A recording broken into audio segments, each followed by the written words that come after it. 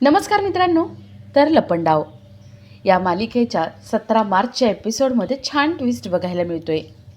आणि ट्विस्ट असा असणार आहे की कान्हा सरकारच्या रूममध्ये जातो आणि थोडी शोधाशोध करतो. तो आरशावरचं बटन दाबतो आणि तिकडचं ड्रॉवर उघडतो. कान्हाला त्याच्यामध्ये डायरी सापडते. कान्हा डायरी घेऊन खाली किचनमध्ये येतो. तो डायरी वाचत असतो. त्यात सखीच्या आईने लिहिलेलं असतं की मला माझ्या जुळ्या बहिणीपासून धोका आहे, तेजस्विनी कामत. कान्हा विचार करतो की तेजस्विनी कामतची जुळी बहीण कोण असेल. कान्हा विचार करत असताना सरकार तिथे येते. कान्हा पटकन आपली डायरी लपवतो. सरकार म्हणते, माझ्यासोबत लपंडाव खेळू नकोस. जे काही लपवलं आहे ना ते दाखव. कान्हा काहीच बोलत नाही. तो सरकारकडे येऊन उभा राहतो. सरकार चाकूची त्याला भीती दाखवत असते आणि तेवढ्यात तिथे सखी येते. आता सखीच्या येण्यामुळे कान्हा तर वाचणार आहे, पण कान्हा सरकारची वाट कशी लावतोय, सरकार ही मनस्विनी आहे तेजस्विनी नाही, हे कसं शोधून काढतोय ते बघण्यासारखं असेल. तर ह्या सगळ्याची सुरुवात कशी होते ते थोडक्यात पाहू. तर मालिकेत आपल्याला असं बघायला मिळतंय की कबीरची आजी कबीरला घरी बोलवून घेते. कबीरची आजी विचारते, कबीर तू पेपर्स बनवून घेतलेत का? कबीर म्हणतो, नाही आजी, बनवायला टाकलेत, जरा वेळ लागणार आहे. आजींना कळतं की कान्हा हाच सखीच्या प्रेमात पडला आहे आणि त्याला काही पेपर्स वगैरे बनवायचे नाही आहेत. आजीने ऑलरेडी पेपर्स बनवून ठेवलेले असतात. आजीच कान्हाला ते पेपर्स दाखवतात आणि त्याला म्हणतात, हे बघ, पेपर्स मी बनवून ठेवलेत, आता यावर फक्त तुला सखीच्या सह्या घ्यायच्या आहेत. कान्हा ते पेपर्स बघतो आणि घाबरतो. कान्हा म्हणतो, आजी तुम्ही पेपर्स बनवून ठेवले? आजी म्हणतात, हो, कारण मला माहिती होतं तू पेपर्स बनवलेलेच नाही आहेत. आणि कबीर, तुला खोटं बोलता येत नाही. कबीर, तू बदललायस आणि मला पण बदलायला भाग पाडतोयस तू. तुझ्यातला कान्हा कबीरवर डॉमिनेट होतोय आणि त्यामुळे मला निर्णय घ्यावा लागला. मी तुला आधीच सांगितलं होतं, सखीला आपल्या प्रेमात पाड आणि तिची सगळी प्रॉपर्टी तुझ्या नावावरती करून घे. पण तुला माझा निर्णय पटला नाही, ते तुझ्या चेहऱ्यावरून दिसत होतं. तुझी चाल ढकल मला कळत होती आणि यामध्ये खूप वेळ वाया जात होता.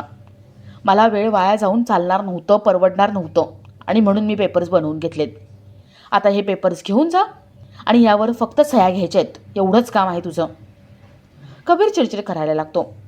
कबीर म्हणतो, मा, अहो मी नाही खोटं बोलू शकत सखीसोबत. तिच्या आईने जे तिच्यासोबत केलं आहे ना, मी ते नाही करू शकत. मग माझ्यामध्ये आणि सरकारमध्ये काय फरक राहिला? अहो तिला तर तेच वाटेल ना, एकीकडे आईने फसवलं आणि दुसरीकडे आता नवरा. आजी म्हणतात, ए कबीर, तू नवरा नाही आहेस. तू सखीचा नवरा असल्याचं फक्त नाटक करतोयस, समजलं ना? एक लक्षात ठेवायचं, आपलं ध्येय आहे ना, आणि ध्येयासाठी नाटकं करावी लागतात, कळलं? कबीर, तुझ्या मनात नसलं ना तरी तुला हे करावं लागणार आहे आणि माझं ध्येय ही माझी पहिली प्रायोरिटी आहे. म्हणून सांगते, या पेपरवर सखीच्या सह्या घे. आजी पेपर घेऊन तिथून निघून जातात. तर इथे सरकार कुल्फीकडे बसलेली असते.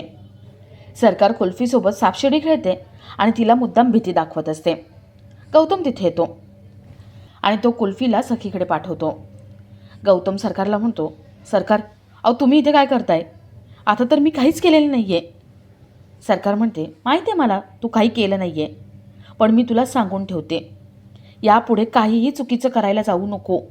यावेळेस मी बोलणार नाही तर करून दाखवणार. गौतम घाबरतो. सरकार तिथून निघून जाते. गौतमला पूर्ण खात्री असते की कान्हा ते कोडं सोडवणार आणि सरकारचं काय प्रकरण आहे हे शोधून काढणारच.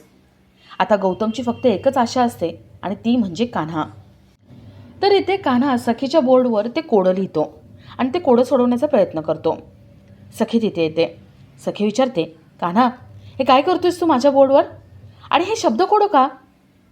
कान्हा म्हणतो, सखी मॅडम, अहो तुमचं शिक्षण झालं आहे इंग्लिशमधून, मला तुमची परीक्षा घ्यायची होती. तुम्हाला हे कोडं सोडवता येतं आहे का हे बघायचं होतं.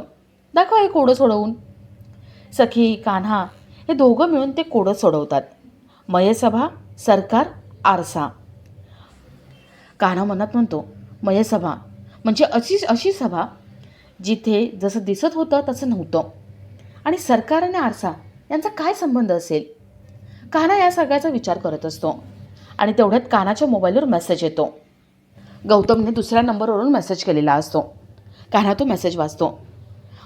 त्यात लिहिलेलं असतं की कोडं तर सुटले, आता मार्ग शोध. कान्हा मनात म्हणतो, मी कोडं सोडवलंय हे त्या माणसाला कसं काय कळलं? कान्हा फोन लावून बघतो, पण फोन काही लागत नाही.